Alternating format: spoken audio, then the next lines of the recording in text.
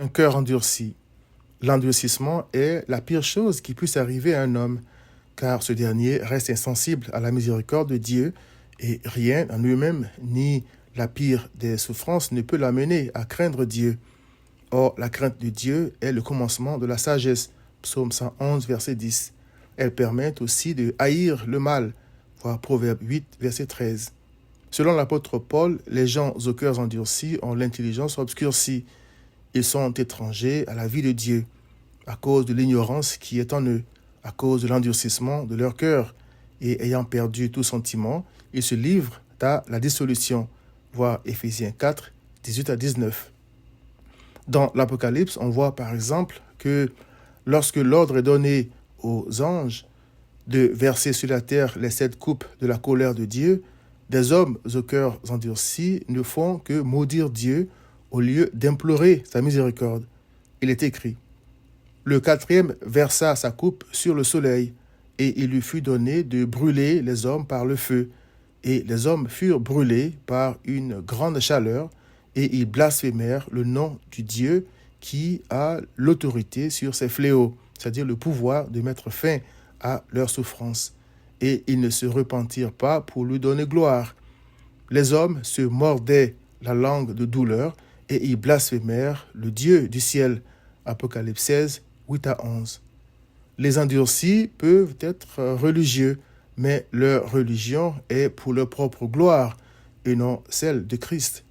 C'est pourquoi ils ont fait de son sabbat une occasion de prouver que personne, y compris Christ, n'observait la loi plus qu'eux. Il est écrit: Jésus entra de nouveau dans la synagogue.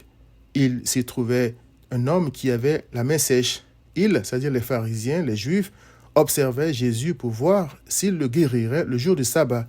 C'était afin de pouvoir l'accuser. Et Jésus dit à l'homme qui avait la main sèche: lève-toi, là, au milieu. Puis il leur dit: est-il permis, le jour du sabbat, de faire du bien ou de faire du mal, de sauver une personne ou de la tuer? Mais ils gardèrent le silence. Alors, promenant ses regards sur eux avec indignation et en même temps affligé de l'endurcissement de leur cœur, il dit à l'homme: étends ta main. Il l'étendit et sa main fut guérie. Les pharisiens sortirent et aussitôt ils se consultèrent avec les Hérodiens sur les moyens de le faire périr. Marc 3, 1 à 6. Je me souviens du sentiment de fierté que je ressentais en lisant ce passage dans le passé, convaincu d'être différent de ces gens sans cœur pour avoir, entre guillemets, choisi Christ. Je n'avais aucune idée que l'homme handicapé était ma propre image, car j'étais comme lui handicapé par mes péchés. Je ne me rendais pas non plus compte du fait que, comme ces pharisiens, je dénaturais la grâce de Dieu et essayais de l'utiliser pour prouver que j'étais capable de me sauver moi-même. Christ savait ce qu'il manigançait, mais plein de compassion, il a quand même guéri l'homme en lui disant simplement: étends ta main. Marc 3, verset 5. Oh, la toute-puissance de Christ! Mais au lieu de se prosterner devant lui, il voulait sa mort, lui, le seul homme bon sur terre. Voilà Luc 18, verset 19. Chers frères, chères sœurs en Christ, célébrons notre bien-aimé Sauveur qui nous a donné un cœur nouveau, selon Ézéchiel 36, 26, afin que nous croyions en lui. Paul ne nous rappelle-t-il pas que nous tous aussi, c'est-à-dire croyants, étions du nombre des endurcis et vivions autrefois selon les convoitises de notre chair, Éphésiens 2, verset 3.